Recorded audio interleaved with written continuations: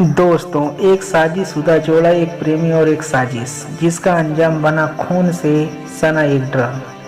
प्यार की इस खौफनाक कहानी में हर कदम पर साजिश थी, धोखा था और एक निर्दोष की मौत। लेकिन ऐसा क्या हुआ जो इस खूबसूरत रिश्ते का इतना भयानक अंत हुआ? आइए जानते हैं मेरठ के इस चौंकाने वाले मर्डर केस की पूरी कहानी। दोस्तों, सौरभ राजपूत मर्चेंट नेवी में काम करते थे। हर 6 महीने बाद उनकी घर वापसी होती थी। उनकी पत्नी मुस्कान एक घरेलू महिला थी।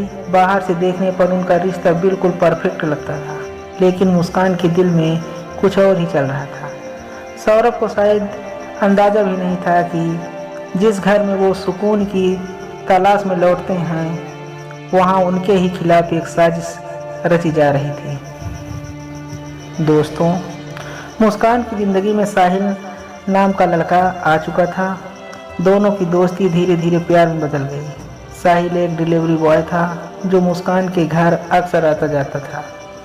मुस्कान और साहिल की बढ़ती नज़दीकियाँ अब छिपी नहीं रह सकती थी, लेकिन मुस्कान को अपनी शादी तोड़ने की हिम्मत नहीं थी। इसलिए उसने एक खतरनाक प्लान बनाया। सौरभ जब फरवरी 2025 में लंदन से लौटा तो मुस्कान ने उसे ट्रिप पर चलने के लिए कहा। वो चाहती थी कि सौरभ को इस भ्रम में रखा जाए कि सब कुछ सामान्य लगे। और 18 फरवरी को सौरभ, मुस्कान और उनकी बेटी हिमाचल के मनाली और शिमला घूमने गए। ट्रिप पर मुस्कान हर पल मुस्कुराती रही, लेकिन उसके दिल में कुछ और ही चल रहा था। उसे पता था कि सौरभ की ज़िंदगी की आखिरी छुट्टियां हैं। 28 फरवरी को वे मेरठ वापस लौट आए। सौरभ को शायद अंदाज़ा भी नहीं था कि उसके ही घर में उसकी मौत का सामान तैयार हो चुका है। ट्रिप से लौटने के बाद मुस्कान ने 22 फरवरी को बाजार से 2 चाकू खरीदे। उसने साहिल से कहा कि उसकी मां की आत्मा ने उसे सौरभ को मारने का आदेश दिया है। साहिल, जो पहले ही मुस्कान के प्यार में पागल था, इस खौफनाक प्लान में उनका साथ देने के लिए तैयार हो गया। मुस्कान ने 4 मार्च की रात को सौरभ के खाने में नशीली दवा मिला दी। जैसे ही सौरभ बेहोश हुआ, साहिल घर आ पहुंचा। दोनों ने मिलकर चाकू से सौरभ पर ताबड़तोड़ वार कर दिए। सौरभ ने शायद ही आखिरी बार मुस्कान की आंखों में देखा होगा, लेकिन वहाँ न अफसोस था न पछतावा। हत्या के बाद मुस्कान और साहिल के सामने सवाल था, लाश को कहाँ छुपाएं?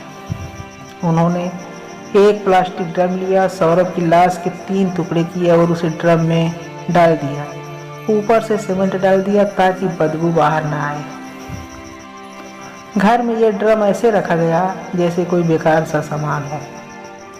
हत्या के बाद मुस्कान के पड़ोसियों को बताया कि वो अपने पति के साथ फिर से घूमने जा रही है और कुछ दिन बाद लौटेगी।